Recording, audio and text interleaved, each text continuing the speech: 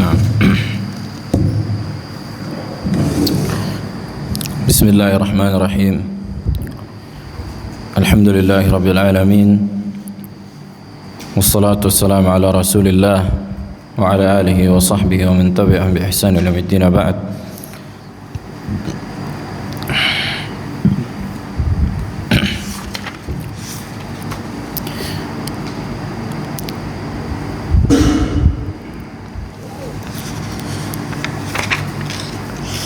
فنراجع مراجعة يسيرة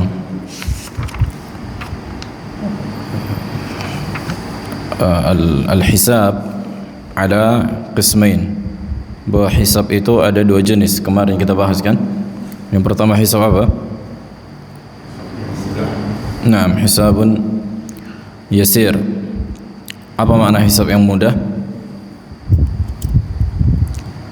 Apa makna hisab yang mudah? Artinya manusia pada hari kiamat akan dihisab dengan hisab yang mudah. Apa makna hisab yang mudah? Abu Ikrimah, apa makna hisab yang mudah?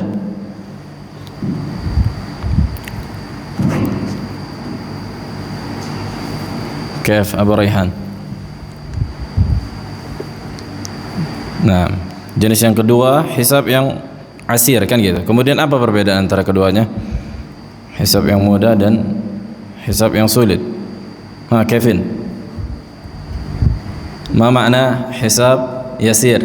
Hisab yang mudah apa maknanya? Atau bahasa Arab yang dikatakan al-ard?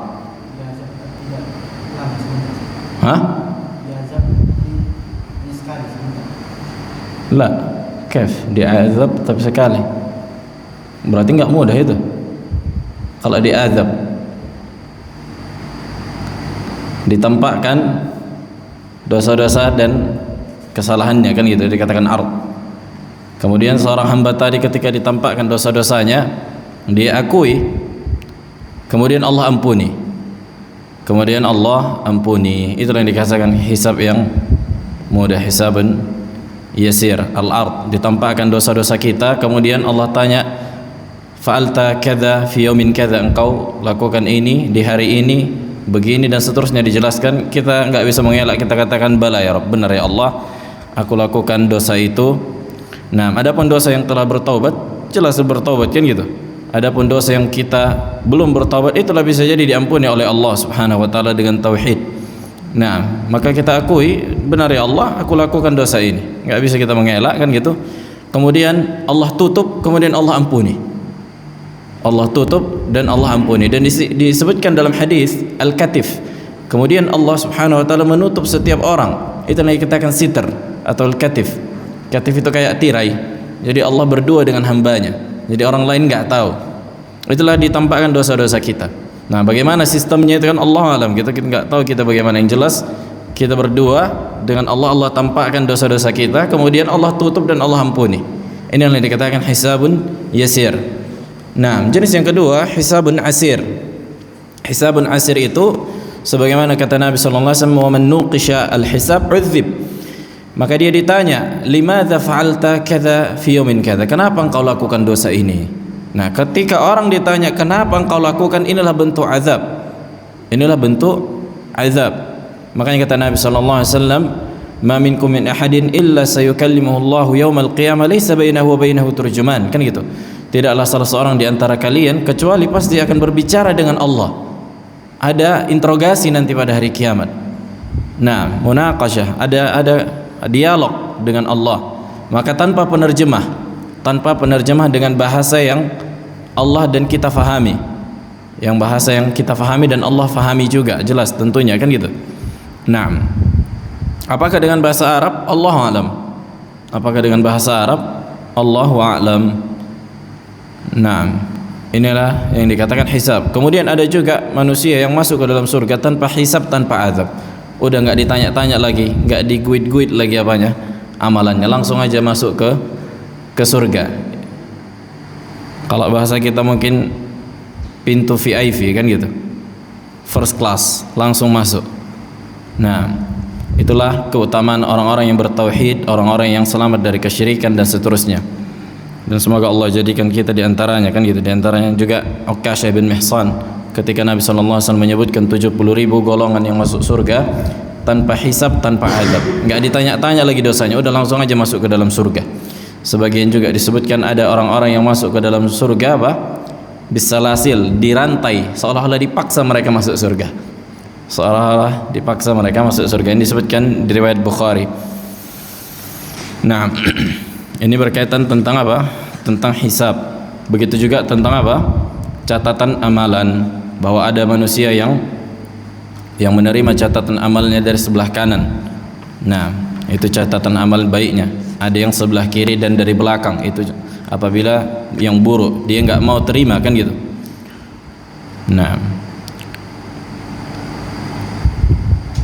begitu juga kita menetapkan ru'yah, bahwa Allah Subhanahu wa taala pada hari kiamat akan dilihat, bahwa penghuni surga akan melihat Allah Subhanahu wa taala. Dan itu diantara kenikmatan yang paling besar yang Allah berikan kepada penduduk surga.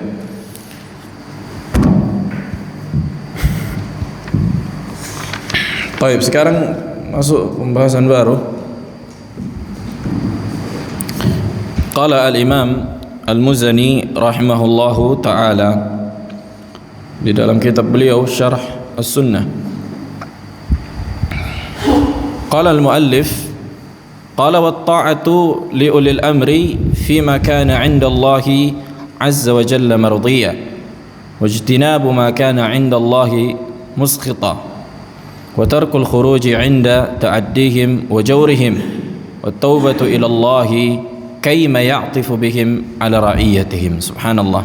Kata beliau, di antara pondasi dan akidah salaf Ahlus Sunnah wal Jamaah adalah mentaati pemerintah. At-ta'atu li ulil amri fi ma kana 'indallahi mardiyan. Artinya mentaati pemerintah dalam perkara yang ma'ruf. Dalam perkara yang ma'ruf. Maksud ma'ruf di sini adalah perkara yang tidak menyelisihi syariat. Perkara yang tidak menyelisihi syariat. Nah, jadi hukum pemerintah secara umum mungkin bisa kita kualifikasi atau kita deskripsikan, itu terbagi menjadi 3. Hukum pemerintah itu secara umum terbagi menjadi apa? Menjadi 3. Yang pertama, apabila hakim, pemerintah di sebuah wilayah, di sebuah negeri, di sebuah wilayah, contohnya kita di Indonesia, kan gitu, kita punya pemerintahan yang diakui di negara ini dan seluruh dunia mengakuinya.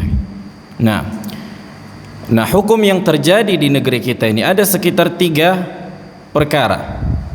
Nah, secara global, yang pertama, apabila hukum kita, jadi pemerintah membuat hukum, muncul hukum sepakat dengan perintah Allah dan Rasulnya secara nas. Contohnya pemerintah apa? Mengatakan wajibnya salat jamaah, kan gitu. Nah, maka dalam perkara ini apa? Wajib kita taati pemerintah. Wajib kita taati pemerintah sesuai dengan apa? Perintah Allah dan Rasulnya. Contohnya pemerintah mengatakan wajib bagi kalian mengeluarkan zakat, maka wajib kita apa? Kita keluarkan zakat, kan gitu. Wajib bagi kalian berhaji, kata pemerintah, wajib kita berhaji, karena ini sesuai dengan perintah Allah dan Rasulnya secara nas. Artinya secara nas langsung ada di Al-Quran dan Sunnah, kita dapatkan, oh iya, ini kata Allah, ini kata Rasulullah. Nah, maka di sini tidak ada khilaf untuk mentaatinya. Nah, ini yang pertama. Kemudian yang kedua, hukum yang lahir dari pemerintah, yang dikeluarkan pemerintah, tidak menyelisihi syariat. Tidak menyelisihi syariat. Atau yang pertama, atau yang kedua, menyelisihi syariat. Yang kedua, buat aja menyelisihi syariat. Hukum yang kedua apa? Hukum yang lahir dari pemerintah, kan gitu. Pemerintah mengeluarkan hukum, akan tapi menyelisihi syariat kita. Menyelisihi syariat kita. Contohnya apa? Pemerintah mengatakan perempuan tidak boleh pakai hijab misalnya. Kan gitu, PNS nggak boleh pakai jilbab misalnya. Maka apa yang wajib bagi kita? Tidak mentaati dalam perkara ini. Maka tidak kita taati pemerintah dalam perkara ini, kan gitu. La ta'ata li makhluqin fi maksiatil khaliq. Maka tidak ada ketaatan bagi makhluk dalam bermaksiat kepada Allah, siapapun. Bukan hanya pemerintah, tapi siapapun orangnya, kan gitu. Orang tua kita, siapapun itu, kalau memaksiati Allah, maka nggak boleh ditaati dalam perkara ini, gitu. Bukan berarti dengan itu kita membolehkan untuk mendemo, meruntuhkan mereka, mengganti pemerintah, enggak. Dalam perkara ini apa? Kita nggak boleh taati aturan yang secara individu ini, gitu, secara juz'i ini nggak boleh kita taati. Misalnya kita turuti mereka dengan tidak berhijab, misalnya perempuan, maka nggak boleh, kan gitu. Nah, kemudian hukum yang ketiga yang lahir dari pemerintah, hukum yang tidak datang secara dalil syar'i atas perintahnya. Jadi ada perintah dari pemerintah, nggak ada di dalam Al-Quran dan Sunnah, kan gitu. Tidak ada di dalam Al-Quran dan Sunnah. Nah, maka ini biasanya dibangun di atas maslahat dan mursalah. Maslahat mursalah, atau yang biasa juga dengan bahasa lain para ulama menyebutkan as-siyasatu syar'iyyah. As-siyasah al-syar'iyyah. Contohnya apa? Contohnya rambu-rambu lalu lintas masalan. Apakah ada di dalam Al-Quran dan Sunnah kalau lampu merah apa? Berhenti. Kalau lampu hijau apa? Kalau lampu hijau jalan. Maka nggak ada kita dapatkan di dalam Al-Quran dan Sunnah, kan gitu. Tapi hukum ini hakikatnya maslahat mursalah. Karena kalau nggak ada dengan aturan itu, maka mungkinkah bisa berjalan hukum lalu lintas? Kalau semua simpang 5, semua orang mau hijau, mungkinkah itu berjalan simpang 5 itu? Nggak mungkin. Semua orang mau nembak, kan gitu. Harus ada yang merah dulu. Ini apa? Diketahui secara akal, kan gitu. Dan ini juga diantara apa? Maqasidus syariah, tujuan syariat. Dengan ini terjaga jiwa-jiwa manusia. Nggak akan terjadi kecelakaan. Nggak akan terjadi apa?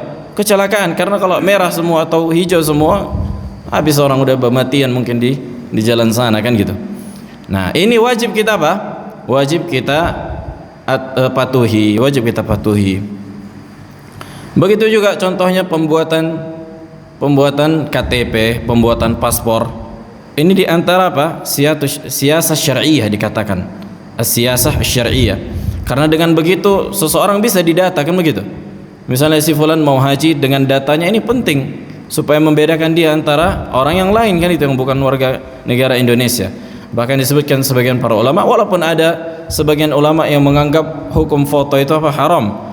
Akan tapi dalam perkara ini kata mereka darurat, boleh, silahkan. Nah, boleh, silahkan, bahkan bisa jadi wajib, kan gitu. Karena kita nggak bisa haji kecuali dengan membuat paspor misalnya, maka wajib kita membuat paspor. Sebagaimana yang katakan para ulama, ma la yatimmu al-wajibu illa bihi fahuwa apa? Fahuwa wajib. Ma la yatimmu al-wajib illa bihi fahuwa wajib. Sesuatu yang tidak sempurna, yang wajib kecuali dengan perkara itu, maka hukumnya juga wajib. Maka hukumnya juga apa? Wajib. Jelas yang tiga ini. Jadi tidak semua hukum pemerintah itu apa? Menyelisihi syariat, walaupun tidak ada apa? Tidak ada dalilnya dari Al-Quran dan Sunnah, kan gitu. Bahkan bisa jadi di antara as-siyasatu syar'iyyah atau maslahah mursalah. Ini perlu difahami, karena orang-orang Khawarij mereka tidak faham hakikat ini. Pokoknya siapa kata mereka yang enggak berhukum dengan hukum Allah udah kafir, udah boleh diperangi, kata mereka. Mereka tidak faham hakikat dari sebuah hukum yang berjalan di sebuah negeri dan mendudukkan dari hukum itu. Makanya banyak di antara mereka orang-orang yang jahil. Nah, karena kita di kuliah mempelajari hukum nizam, yakni al-anzimah. Hukum apa? Nizam, maksudnya bagaimana aturan sebuah wilayah, sebuah negara Islam itu berjalan, itu kita pelajari di situ. Jadi tidak semuanya apa? Tidak semuanya menyelisih syariat. Walaupun mungkin pada prakteknya ada terjadi penyelisihan kan gitu. Pada prakteknya mungkin terjadi apa? Pelanggaran, suap, menyuap dan seterusnya, maka ini di antara perkara maksiat yang menjadi keumuman kan gitu, yang terjadi pada manusia. Nah, tapi bukan berarti dengan begitu kita menolaknya. Taib, kata beliau, wa ta'atu li ulil amri fi ma kana 'inda Allahi mardiyah, mentaati pemerintah dalam perkara yang ma'ruf kan itu, artinya yang diridhai oleh Allah Subhanahu wa taala. Maka termasuk di antara dua perkara tadi kan gitu, perkara yang datang dalilnya dari Al-Qur'an dan Sunnah dan diperintahkan oleh pemerintah, maka ini wajib. Begitu juga perkara yang tidak datang dari Al-Qur'an dan Sunnah tapi sesuai dengan maqasid syariah dan siasah syariah dan maslahat mursalah, maka ini katakan wajib juga bagi kita untuk mentaatinya.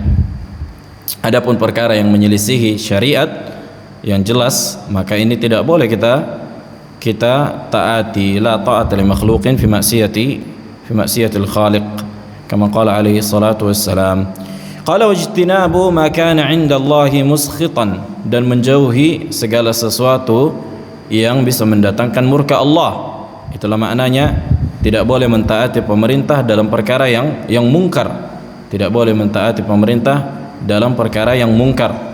Nah, wa qala rahimahullah, kemudian beliau menyebutkan wa tarkul khuruj 'inda ta'addihim wa jawrihim, dan meninggalkan al-khuruj.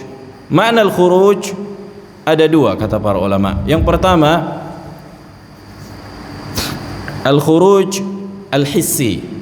Khuruj hissi itu yang bisa dijangkau oleh panca indera dengan menggulingkan mereka. Ini makna khuruj yang pertama.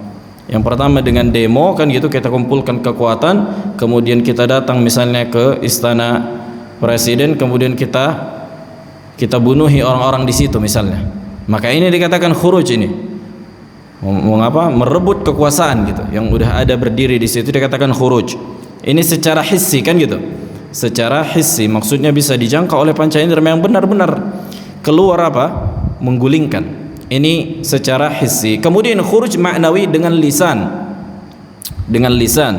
Dengan menghina pemerintah, dengan menghina, menjelekkan, membuka aibnya. Nah, ini di antara perkara yang ditinggalkan di dalam akidah Ahlus Sunnah wal Jamaah. Kalau seorang muslim saja kita wajib menutup aibnya kan gitu, apalagi seorang yang berkuasa di sebuah wilayah. Maka lebih utama untuk kita tutup aibnya. Lebih utama untuk kita tutup aib dan kesalahannya. Adapun perkara yang misalnya dia salah di situ, kan gitu, kita akui dia salah. Nah, bagaimana menyikapinya? Menyikapinya dengan cara bersabar. Kezaliman, makanya kata beliau wa tarkul khuruj inda ta'addihim wa jawrihim. Jadi kita enggak boleh untuk keluar menggulingkan pemerintah atau berdemo karena kezaliman yang terjadi atas mereka, karena kezaliman yang mereka lakukan. Nah, ini apa? Di antara perkara yang perlu diperhatikan, karena tidaklah para ulama menyebutkan di kitab-kitab akidah kecuali mereka menyebutkan tentang wajibnya mentaati pemerintah yang muslim. Nah, pemerintah muslim wajib ditaati bagaimanapun keadaannya, kan gitu. Dan ini adalah bentuk ibadah kepada Allah Subhanahu wa taala, dan dalilnya ada sangat banyak, mutawatir. Bahkan para ulama menulis kitab khusus membahas tentang perkara ini. Akan kita bahas insyaallah lebih rinci di kitab Syarh Sunnah Al-Imam Al-Barbahari rahimahullah. Di antara yang dalilnya sebutkan oleh Allah Subhanahu wa taala di dalam Al-Qur'an, ya ayyuhalladzina amanu atti'ullaha wa atti'ur rasul wa ulil amri minkum. Wahai orang-orang yang beriman, taatilah Allah dan taatilah Rasulullah dan orang-orang yang menjadi pemimpin di antara kalian. Kemudian para ulama menafsirkan ulil amri al-ulama wal umara. Al-ulama wa al-umara, para ulama dan para pemerintah. Inilah makna ulil amri. Maka inilah yang menjadi kewajiban bagi orang yang menjadi rakyat. Nah, begitu juga disebutkan dalam riwayat dikeluarkan oleh Al-Imam Bukhari rahimahullah dari sahabat Anas bin Malik, isbiru fa innahu la ya'ti 'alaikum zamanun illa alladhi ba'dahu syarrun minhu hatta talqu rabbakum. Naam, maka sabarlah kalian, tidaklah setiap waktu dan setiap zaman pasti akan terjadi keburukan yang lebih parah setelah itu. Nah, maka hendaklah kalian apa? Untuk bersabar sampai kalian bertemu dengan Allah Subhanahu wa taala. Begitu juga kata Nabi sallallahu alaihi wasallam, isma'u wa athi'u innama 'alaihim ma hummilu wa 'alaikum ma hummiltum. Maka sabarlah dan taatilah para pemerintah yang ada di antara kalian, karena sesungguhnya mereka akan memikul tanggung jawab mereka. Mereka akan kembali, mereka akan mati, akan dimintai oleh Allah pertanggungjawabannya di akhirat. Jangan takut kezaliman mereka. Enggak kemana-mana kok mereka, sampai manalah mereka hidup. Kan gitu. Apakah dengan berakhirnya kekuasaannya kemudian dia ditinggalkan begitu saja? Enggak, akan ditanya nanti oleh Allah Subhanahu wa taala. Misalnya seorang pemerintah 4 tahun menjabat, akan ditanya oleh Allah ketika dia mati nanti 4 tahun itu bagaimana dia menunaikan hak-hak Allah dan hak-hak orang-orang yang menjadi tanggung jawab baginya. Kan begitu. Tapi ini urusan Allah dengan dia nanti di akhirat, urusannya begitu. Adapun kita tidak wajib mengusik-ngusik tanggung jawab dia. Kan begitu. Bukan kita yang menjadi hakim dia di dunia, biarkan Allah nanti yang akan menghisapnya di akhirat. Nah, karena di antara apa? Di antara perkara yang berat adalah seorang pemimpin, kan begitu, yang zalim. Pemimpin yang zalim di antara apa? Dosa yang besar yang memikulnya nanti pada hari kiamat. Ini perkara yang besar. Makanya para sahabat itu ketika disodorkan kepada mereka sebuah tampuk kekuasaan, mereka meninggalkannya karena khawatirnya apa? Memikulnya, beratnya tanggung jawabnya di akhirat. Nah,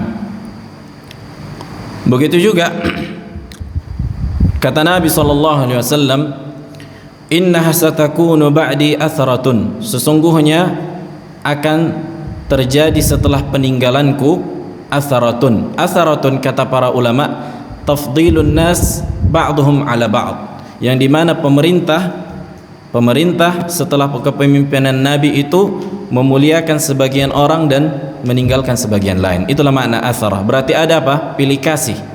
Ada pilih kasih. Ini isyarat dari Nabi SAW. Akan terjadi nanti pilih kasih pada pemerintahan yang terjadi setelah peninggalanku, kata Nabi SAW. Naam, wa umurun tunkirunaha, dan perkara-perkara yang kalian gak suka, yang kalian ingkari. Kemudian apa kata para sahabat? Qulna ma ta'muru man adraka minna dzalik. Kemudian apa yang engkau perintahkan ya Rasulullah kalau kami melihat perkara itu? Ini kata para sahabat. Apa kata Nabi sallallahu alaihi wasallam? Qala tu'adduna al-haqqa alladhi 'alaikum wa tas'aluna Allah alladhi lakum. Kalian tunaikan hak yang wajib bagi kalian dan kalian minta hak untuk kalian. Artinya berdoalah kepada Allah Subhanahu wa taala, minta kepada Allah hak-hak kalian dan tunaikan kewajiban kalian sebagai seorang rakyat. Nah, dengan menutupi aib-aib pemerintah. Begitu juga Nabi SAW sudah memberikan cara yang terbaik ketika melihat kemungkaran, kan gitu. Kan kata Nabi SAW, man ra'a minkum munkaran falyughayyirhu bi yadihi fa in lam yastati' fa bi lisanihi fa in lam yastati' fa bi qalbihi wa adhaful iman, atau kama qala alaihi wassalam. Begitu juga kata Nabi SAW, man arada an yansaha lidhi sultan, siapa yang mau menasihati pemerintah, fala yubdihi alaniyatan, janganlah dia secara terang-terangan. Tuh, jangan terang-terangan, jangan cara-cara yang receh dengan kawar-kawar di jalan. Bukan kayak gini, kan gitu. Kalau kita bayangkan ada orang datang ke rumah kita, dia kawar-kawar, dia buka aib kita, mau nggak kita dengar? Nggak terima kita, kan gitu. Apalagi seorang pemerintah yang seorang muslim, dijaga apa? Kehormatannya, apalagi dia memikul tanggung jawab umat, harusnya kita doakan, kita bantu. Ini yang menjadi solusi. Nah, fala yubdihi alaniyatan, kata Nabi, jangan dia dengan cara terang-terangan. Walakin ya'khudhu biyadihi, akan tapi dia ambil tangannya, wa yakhluwa bih, kemudian dia berkhalwat, artinya secara sembunyi-sembunyi, kan gitu. Fa in adda ma alaihi fadzak, maka kalau dia mendengar nasihat kita kan gitu, maka itulah yang dicari. Wa illa qad addama alai. Tapi kalau dia enggak mau dengar, maka tugas kita sebagai seorang rakyat sudah kita tunaikan. Nah, jadi kalau kita pertanyaannya misalnya kita orang rakyat kecil kan gitu, enggak bisa kita sampai, makanya kan setiap daerah kan ada perwakilannya kan gitu. Maka dengan disitulah kita sampaikan. Kalau ada yang mengatakan, oh enggak pernah, pahala mungkin didengar orang itu kan gitu kan, kata orang, pahala mungkin dengar orang itu nasihat kita. Apa kata Nabi? Qad addama alladhi alaih. Engkau sudah menunaikan tugasmu. Dia mau terima atau enggak itu urusan dia dengan Allah nanti hari kiamat. Engkau sudah menunaikan tugasmu. Nah, sudah kewajibanmu telah engkau tunaikan. Udah sampai di situ kan gitu, tidak lebih. Nah, dan bukanlah misalnya ketika pemerintah misalnya pemerintah sebuah negeri membolehkan sebuah perkara yang diharamkan oleh Allah misalnya kan gitu, kemudian perkara ini tersebar, bukanlah berarti kita diam, akan tetapi kita ingkari misalnya minum khamr itu nggak boleh dan seterusnya, tapi tanpa menyebutkan personnya, tanpa menyebutkan apa orang-orangnya, karena nggak boleh mendiamkan kemungkaran yang terjadi, karena nanti dianggap apa, ini sebuah kebolehan kan gitu. Nah, maka wajib kita sebutkan, misalnya wajibnya menutup aurat bagi para wanita. Misalnya kalau pemerintah misalnya mewajibkan di sebuah instansi untuk tidak berhijab misalnya bagi seorang wanita kan gitu, maka kita katakan bagi seorang wanita muslimah maka wajib bagi dia untuk menutup hijab tanpa apa, tanpa menyebutkan siapa yang melarang. Jadi seolah-olah karena kita ingkari kesalahannya itu kan gitu, bukan orangnya gitu. Orangnya itu nanti akan dihisab oleh Allah Subhanahu wa taala dan dia akan bertanggung jawab nanti pada hari kiamat. Tapi kemungkaran yang itu kita sebutkan kayak gitu. Artinya enggak boleh membuka aurat secara umum tanpa menyebutkan apa? Tanpa menyujuk atau menyenggol personnya. Artinya jangan sampai kita membuat kebencian antara masyarakat dengan pemerintah. Karena kata para ulama enggak ada gunanya ketika ada pemerintah membenci atau rakyat membenci pemerintah kan gitu. Begitu juga sebaliknya. Apa manfaatnya kata para ulama? Enggak ada manfaatnya. Yang ada semakin sulit, masyarakat semakin sulit diatur dan mafsadat semakin besar terjadi. Dan orang banyak enggak paham akan hal ini kan gitu. Makin dipanas-panasi pula orang-orang awam. Enggak, harusnya makin didoakan kebaikan kan gitu. Ini yang lebih utama. Karena apa manfaatnya? Semakin orang manusia membenci pemerintahnya. Nah, berkata Syekhul Islam Ibn Taimiyah rahimahullahu taala,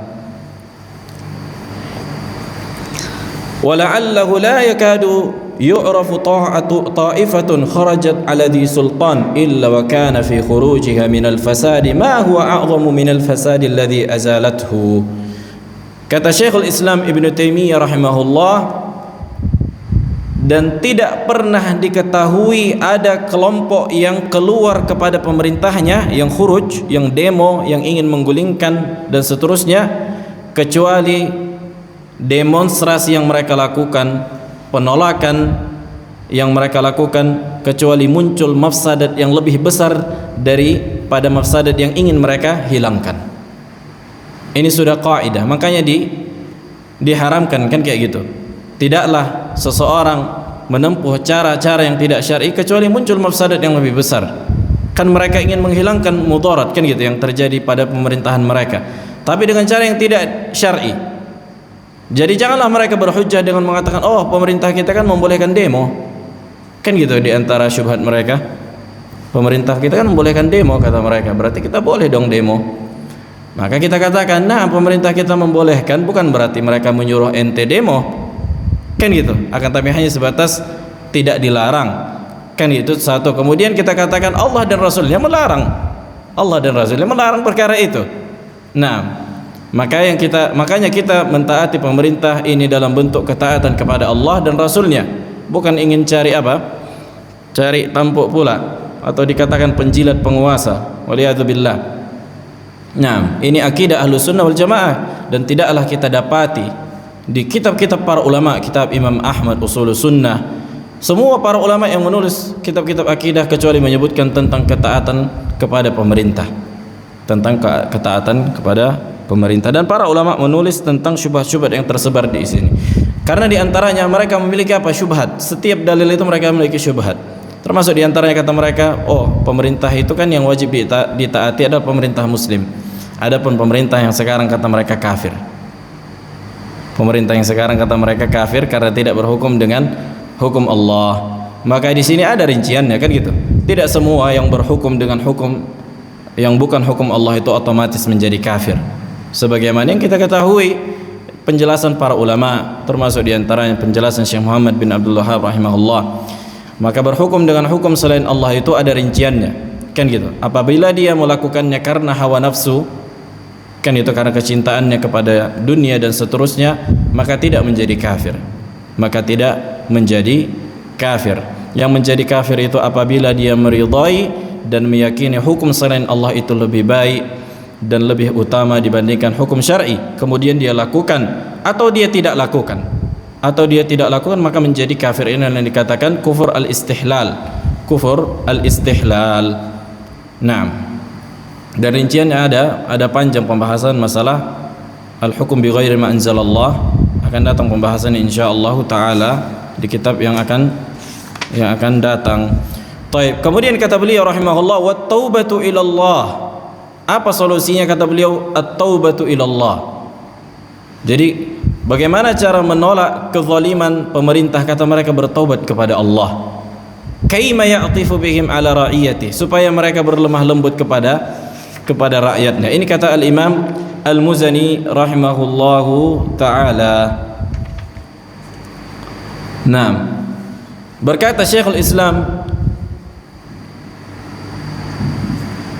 atau berkata Al-Imam Ibnu Abil Izz rahimahullahu taala di syarah Aqidah At-Tahawiyah, qala wa amma luzumu ta'atihim wa injaru, adapun berpegang teguh dengan mentaati pemerintah, bentuk ketaatan itu dengan tidak menggulingkan mereka, kan gitu, dan berdiam diri dari perkara-perkara yang menjadi sebab munculnya kemungkaran yang semakin besar, kan gitu.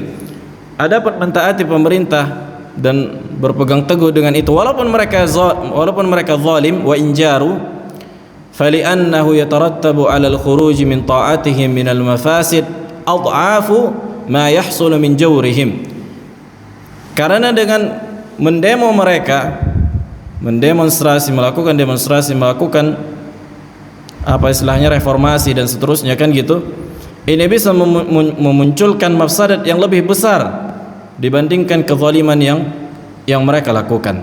Bal fi sabri ala jawrihim takfirus sayyi'at wa mudha'afatul ujur, bahkan bersabar atas kezaliman mereka ini menghapuskan dosa, kata beliau, dan meningkatkan pahala. Fa inna Allah ta'ala ma sallatahum alaina illa li fasadi a'malina, karena sesungguhnya tidaklah Allah menjadikan pemerintah di antara kita pemerintah yang zalim kecuali disebabkan keburukan amal-amal kita. Wal jazaa'u min jinsil amal, dan balasan amal sesuai dari perbuatan itu. Fa alaina al-ijtihadu fil istighfari wat taubati wa islahil amal, maka wajib bagi kita berusaha untuk senantiasa meminta ampunan kepada Allah dan bertaubat dan memperbaiki amalan kita. Fa idza arada ar-ra'iyatu an yatakhallasu min zulmil amiri adh-dhalim falyatruku adh-dhulma. Allahu akbar. Apa kata beliau? Apabila seorang rakyat ingin menghindar dari kezaliman pemerintah yang ada padanya, hendaklah dia meninggalkan kezaliman. Apabila seorang rakyat ingin pemerintahnya meninggalkan kezaliman, hendaklah dia juga meninggalkan kezaliman. Nah, maka inilah jelas akidah apa? Akidah Ahlussunnah wal Jamaah tentang apa? Tentang ketaatan kepada penguasa. Dan asar-asar dari ulama salaf ada sangat banyak menjelaskan tentang hal ini. Bisa sampai mungkin 3 kali kajian kita khusus membahas ini saja. Nah, taib. Qala rahimallahu ta'ala, wal imsaku an takfiri ahli al-qiblah wal bara'ati minhum fima ahdathuhu ma lam yabtadi'u dalalan. Maka menahan diri dari mengkafirkan orang-orang yang di atas ahlil qiblah. Ahlil qiblah itu kata para ulama, man shalla ilal qiblah, siapa saja yang salat ke arah qiblat dikatakan ahlul qiblah, dikatakan ahlu al-qiblah. Kama qala alaihi wasallam, man shalla salatana man shalla ila qiblatina wa akala dhabihatana fahuwa muslim, kan gitu. Siapa saja yang salat mengarah kiblat kita dan memakan sembelihan kita, itulah orang yang muslim secara zahir, kan gitu. Wal bara'atu minhum fima ahdatsuhu ma lam yabtadi'u dalalan, dan berlepas diri, artinya jangan sampai kita berlepas diri dari orang-orang muslim, kan gitu, selama mereka tidak melakukan kebid'ahan. Wal bid'ah ala nau'ain, bid'ah itu ada dua jenis. Kebid'ahan itu ada dua jenis.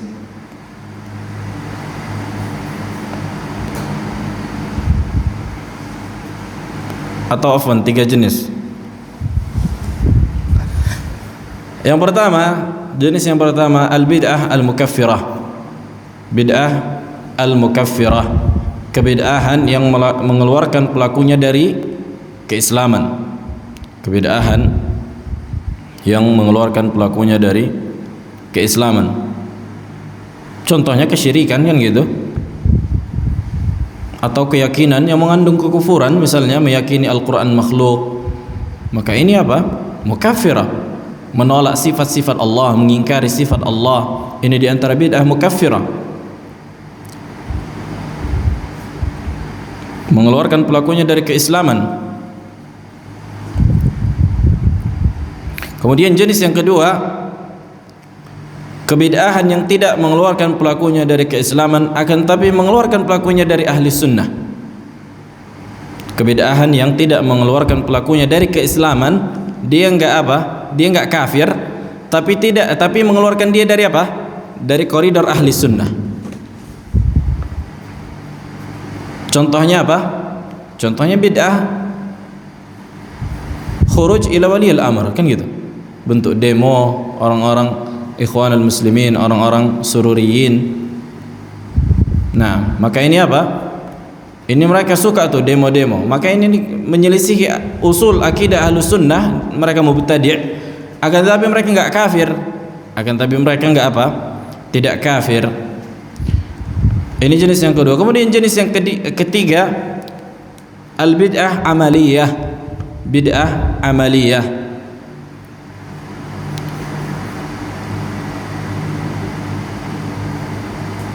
Nah, bid'ah amaliyah ini tidak sampai mengeluarkan pelakunya dari keislaman, kan gitu. Tidak juga mengeluarkan pelakunya dari ahli sunnah, akan tapi sifatnya amali saja, gitu.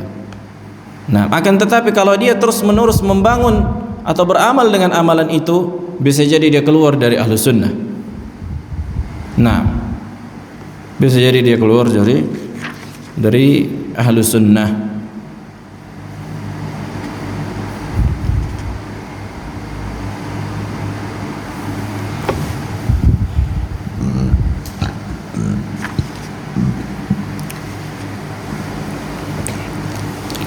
Dan ucapan beliau rahimahullah, hendaknya kita menahan diri dari mengkafirkan orang-orang yang Islam, maka ini jelas, kan gitu. Dan jangan sampai kita apa? Berlepas diri dari mereka. Nah, kecuali apa? Kecuali mereka melakukan kebid'ahan. Dan seseorang dimuamalahi sesuai dengan kadar kesalahannya. Seseorang, kata para ulama, dimuamalahi, diperlakukan sesuai dengan kadar kesalahannya. Artinya contohnya orang awam sekarang lah yang melakukan bid'ah. Orang-orang awam sekarang, kan itu. Apakah mungkin kita katakan kita berlepas diri dari mereka? Hakikatnya mereka orang-orang juhal, orang-orang jahil, kan gitu, yang tidak faham. Nah, maka enggak semua mereka kita berlepas diri dari mereka, kan gitu. Bahkan berlepas dirinya kita dari mereka dan meninggalkan mereka dan menghajar mereka, itu menunjukkan atau memunculkan mafsadat yang lebih besar. Apalagi kita sebagai minoritas. Nah, maka yang wajib bagi kita adalah apa? Kita bersifat atau bersikap loyal kepada mereka sesuai dengan kadar keislaman mereka, dan kita berlepas diri dari mereka sesuai dengan kadar kesalahan mereka. Artinya enggak secara mutlak kita berlepas diri dari mereka. Maka yang wajib bagi kita, kata para ulama, hendaknya lemah lembut kepada orang awam yang jatuh pada kebid'ahan, orang-orang jahil hakikatnya mereka, bukan dai-dainya, kan gitu. Nah, dan banyak di antara mereka orang-orang yang tidak faham. Makanya inilah yang menjadi di antara bumerang bagi dakwah Ahlus Sunnah. Ya, ini terlalu kencang kepada apa? Orang awam, kan gitu. Langsung digasnya. Terlalu ngegas. Maka ini perkara atau sikap-sikap yang tidak hikmah dalam bersikap. Bukannya muncul maslahat yang lebih besar, tapi malah mafsadat, kan gitu. Apalagi kita minoritas tinggal di tengah orang-orang awam yang jahil terhadap agama. Nah, maka hendaknya kita perlakukan mereka sebagaimana orang awam, kan gitu. Kita sampaikan sesuai dengan kadar akal mereka dalam masalah ilmu. Nah, dengan terus menasihati mereka semampu kita. Qala rahimahullahu ta'ala faman ibtada'a minhum dalalan kana ala ahli al-qiblati kharijan. Maka siapa di antara mereka yang melakukan kebid'ahan yang mengandung kesesatan, maka dia keluar apa? Dari Ahlus Sunnah, kan gitu. Itu yang udah kita sebutkan rinciannya. Apabila kebid'ahan yang mengandung kekufuran, bukan hanya keluar dari Ahlus Sunnah, tapi dari Islam juga dia keluar, gitu. Apabila kebid'ahan yang tidak mengandung kekufuran tapi bisa mengeluarkannya dari koridor Ahlus Sunnah. Kalau minad dini mariqan, dan dari agama dia bisa keluar. Wa yutaqarrabu ila Allah bil bara'ati minhu, dan kita menjadikan berlepas dirinya dari ahli bid'ah itu sebagai bentuk ibadah kepada Allah Subhanahu wa taala. Naam, karena Allah Subhanahu wa taala memerintahkan untuk berlepas diri dari orang-orang yang jatuh pada kesyirikan dan kekufuran, serta orang-orang yang menjadikan agama mereka sebagai kebid'ahan. Wa yuhjaru wa yuhtaqaru, yakni mereka dihajar itu ditinggalkan, tidak dibalas salamnya, dan tidak dijenguk apabila sakit. Nah, wa yuhtaqaru, dan dihinakan. Wa tujtanabu ghuddatuhu fahiya a'da min ghuddati al-jarab. Maka dijauhi apa? Dijauhi tempat tinggal mereka. Nah, karena virus yang mereka sebarkan itu lebih apa? Lebih kuat dibandingkan al-jarab. Maksudnya virus dalam bahasa Arab itu ada penyakit yang lebih kuat, misalnya dari corona. Itulah misalnya, kan gitu. Dan ini ucapan beliau ini secara global, kan gitu. Adapun prakteknya perlu kita perhatikan apa? Setiap kondisi dari orang. Kalau bid'ahnya memang sudah parah dan dia di antara orang-orang yang mengajak kepada kebid'ahan, kesesatan atau dalang-dalangnya, kan gitu, dan dia tinggal di sebuah tempat, maka wajib kita hindari orang-orang yang kayak gini, karena ini bisa merusak agama kita, kan gitu. Bisa kena fitnah, bisa kena syubhat, maka wajib kita tinggalkan orang-orang yang kayak gini. Adapun orang-orang awam yang sifatnya tidak faham, orang-orang jahil, kan gitu, yang nggak tahu, orang-orang miskin, maksudnya nggak tahu mereka hakikat dari apa, dari agama ini, maka orang-orang yang kayak gini tidak dihajar, kan gitu. Bahkan menghajar mereka menunjuk atau memunculkan mafsadat yang lebih besar. Nah, adzan, fadhal.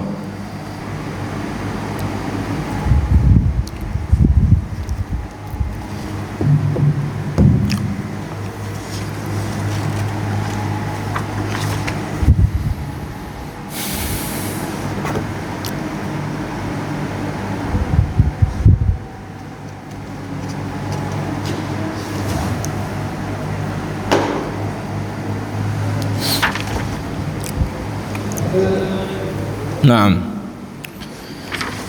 طيب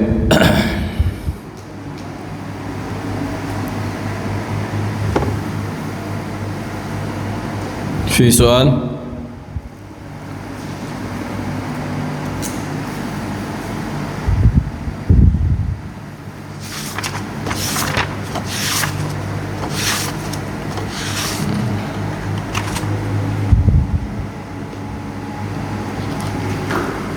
Untuk kita lanjut sikit lagi.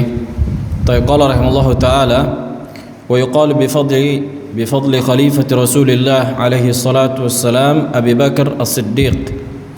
Dan kita meyakini, yuqalu maksudnya dikatakan, bukanlah dikatakan hanya sebatas ucapan, akan tapi kita sebutkan keyakinan, kan kayak gitu. Makanya para ulama di dalam kitab-kitab akidah ketika mengatakan wa yaqulu ahli sunnah mengatakan maksudnya meyakini. qaulul qalb, kan gitu, keyakinan, akidah.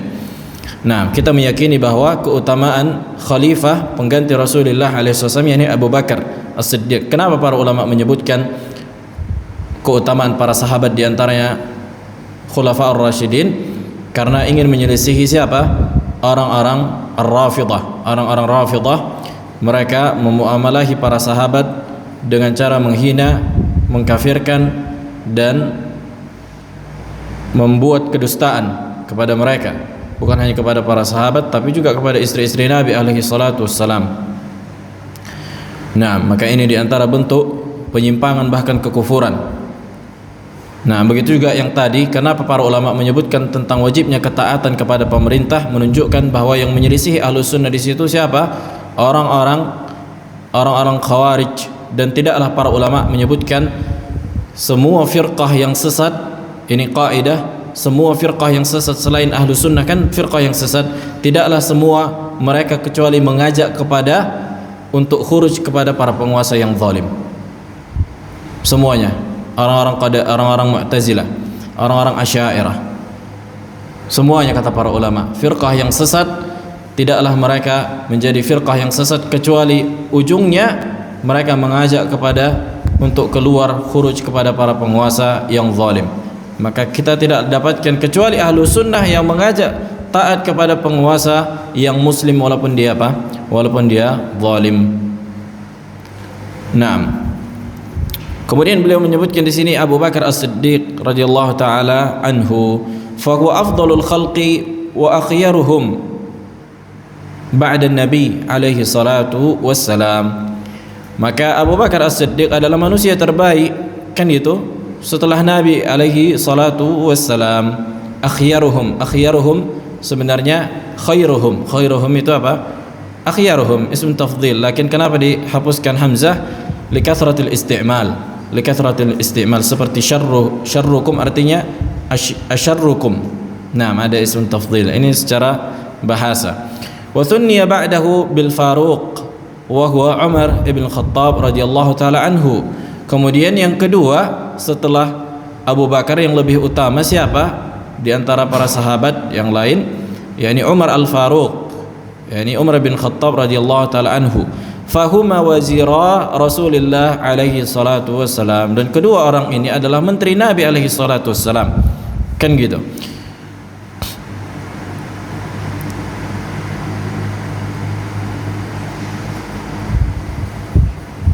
Wadaji'ahu fi qabrihi, dan begitu juga bahwa kedua sahabat ini yakni Abu Bakar dan Umar di antara orang yang berada di rumah Nabi dimakamkan.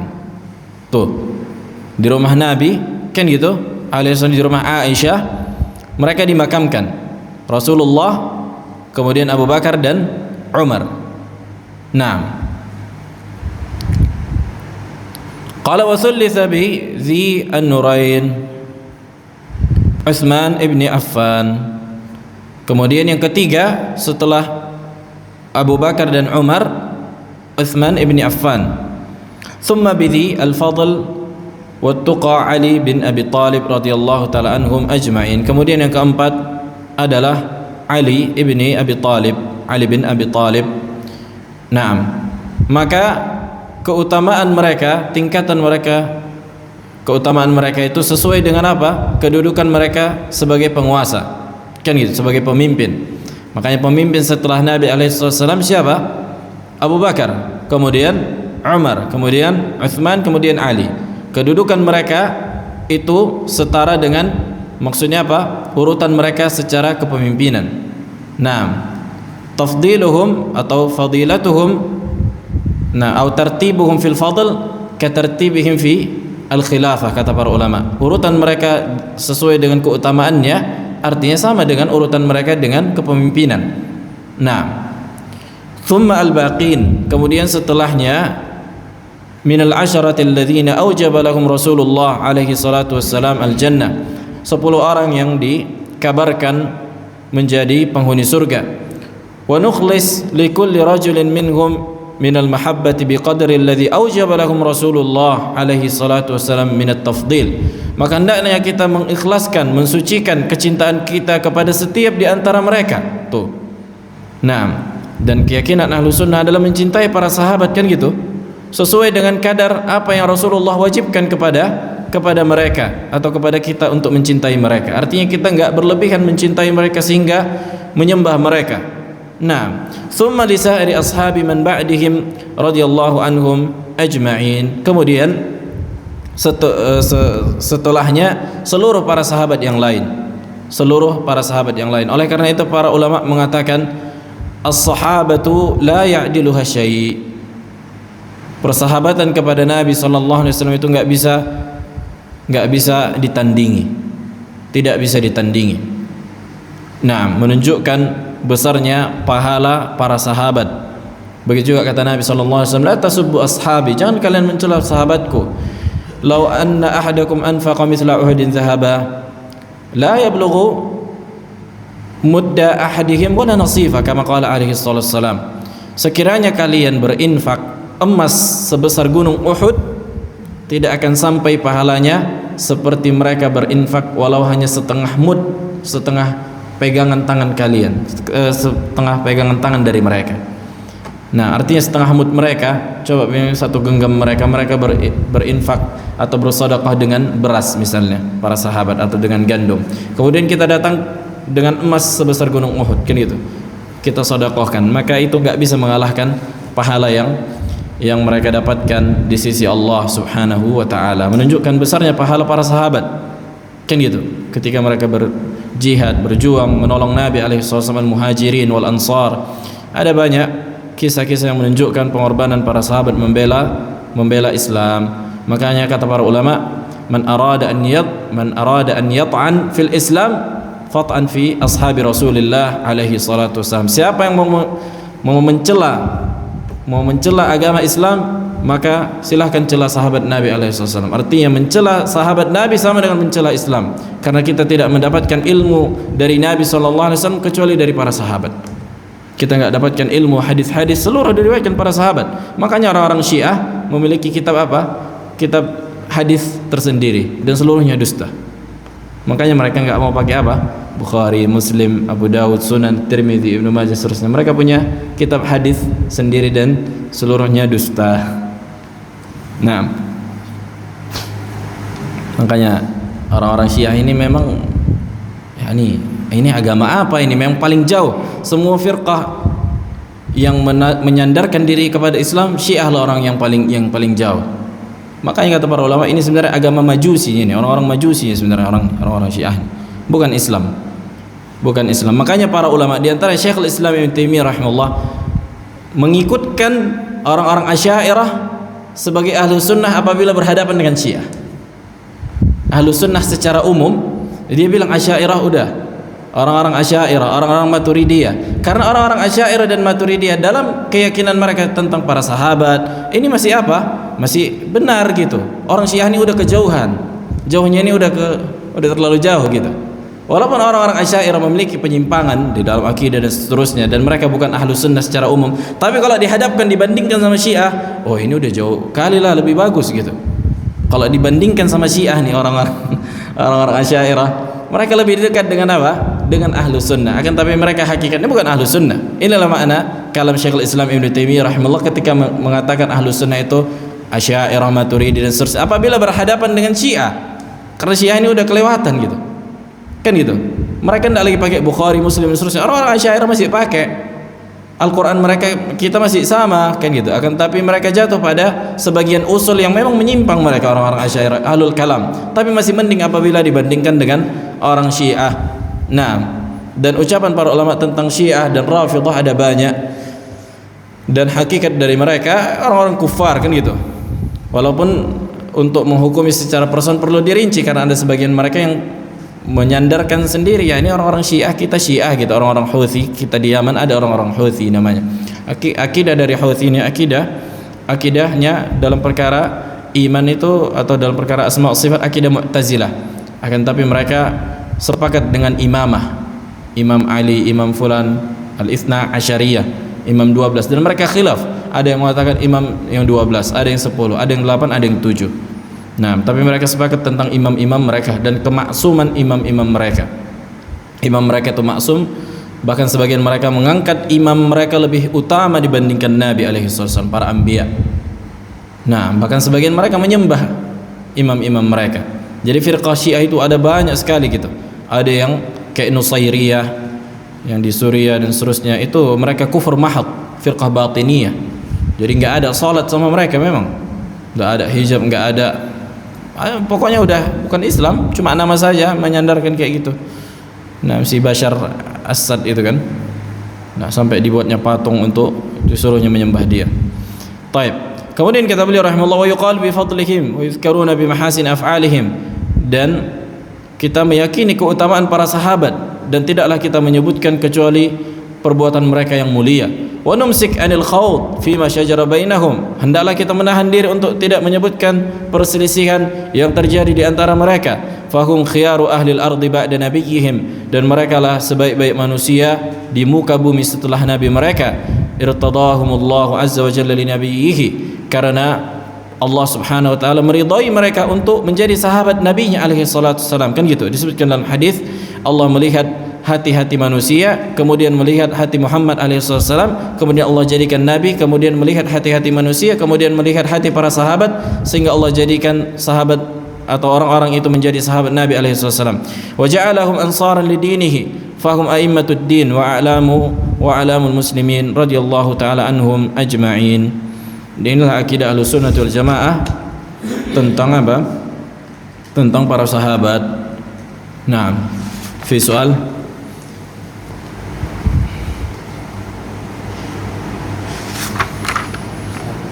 Fadhal.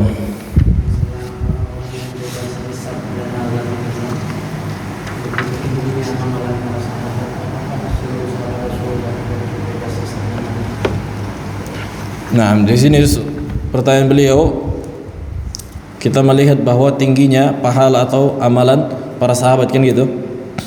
Kemudian apakah seluruh para sahabat itu masuk surga tanpa hisab, tanpa azab? Jawabannya Allahu a'lam. Allahu a'lam. Nah, yang jelas di antara yang masuk surga tanpa hisab, tanpa azab, di antaranya Ukasyah bin Mihsan, kan gitu.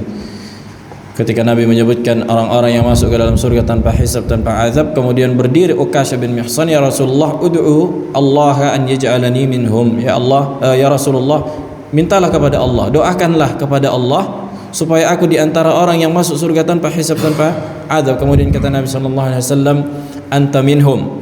Kemudian engkau di antara mereka. Kemudian ada juga orang yang lagi berdiri tuh, minta doakan lagi kepada Nabi supaya masuk surga tanpa hisab, tanpa azab. Kemudian apa kata Nabi sallallahu alaihi wasallam? Sabaqaka biha Ukasyah. Engkau udah keduluanan Ukasyah, udah sampai di sini, jangan lagi minta-minta doa. Kan gitu. Nanti enggak siap-siap. Allahu a'lam, menunjukkan Allah alam zahir, tidak semua, Allah alam. Kan gitu. Nah, apakah seluruh sahabat masuk surga tanpa hisab, tanpa azab? Allah alam. Nah. Nah, fi soal tsani, ada pertanyaan lain? Jadi dalam masalah berdiri tadi. Nah. Setelah jatuhnya pemerintahan satu pemerintahan yang kita demo jatuh, berganti dengan pemerintahan yang baru, karena kan lebih perlu apa aja yang perlu dilakukan? Kenapa, Pak Abu Kirma? Jatuhnya semua pemerintahan karena kita demo. Nah. Setelah jatuh bertukar pemerintahan jadi begitu. Nah. Akan menimbulkan keburukan yang lebih parah. Apa maksudnya? Nah, artinya kezaliman yang dia lakukan, kan gitu. Misalnya reformasi, kan gitu. Menumbangkan pemerintah, diganti gitu. Tidaklah yang datang setelahnya melakukan keburukan yang lebih parah dari sebelumnya. Apa saja? Secara umum, kan gitu.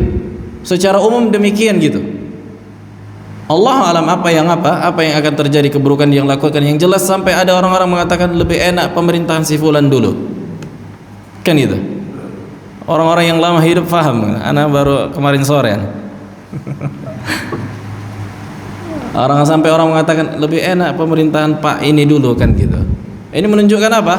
Menunjukkan padahal orang-orang di zaman itu membenci dia, kan gitu. Tapi orang-orang setelahnya merasakan kebaikan yang dia lakukan. atau mudarat yang lebih sedikit yang dia lakukan dibandingkan orang setelahnya.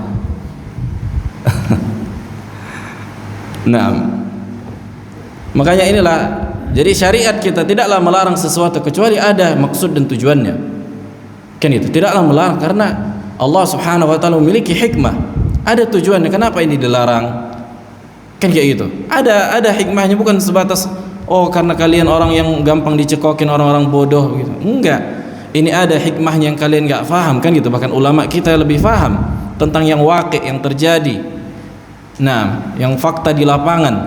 Maka yang disebutkan para ulama, tidaklah setiap sejarah menyebutkan ketika ada orang menggulingkan sebuah pemerintah kemudian dia berdiri, tidaklah kecuali dia menjadi lebih buruk dari sebelumnya.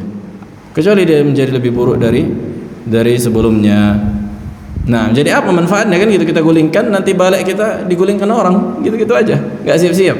Makanya begitu juga disebutkan sebagian ulama 60 tahun di atas pemerintahan yang zalim itu lebih mending dibandingkan tidak memiliki pemerintah sama sekali satu hari.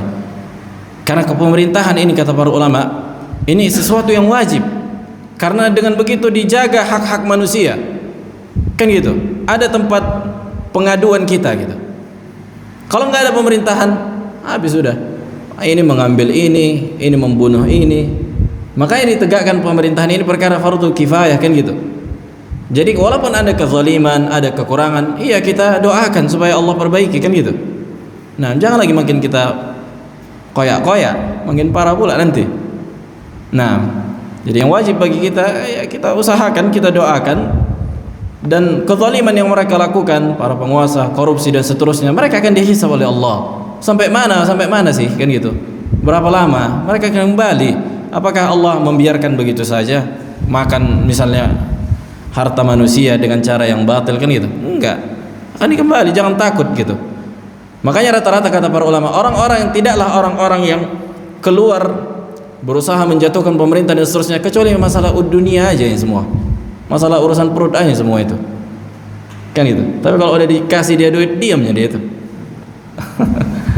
Nah, adapun kita mentaati pemerintah bukan karena apa? Bukan karena uang, bukan karena kasih duit, enggak. Kan gitu, tapi karena akidah, karena Allah dan Rasulnya yang mengajarkan demikian dan para ulama yang kita dapatkan di kitab-kitab mereka. Dan inilah akidah Ahlussunnati wal Jamaah.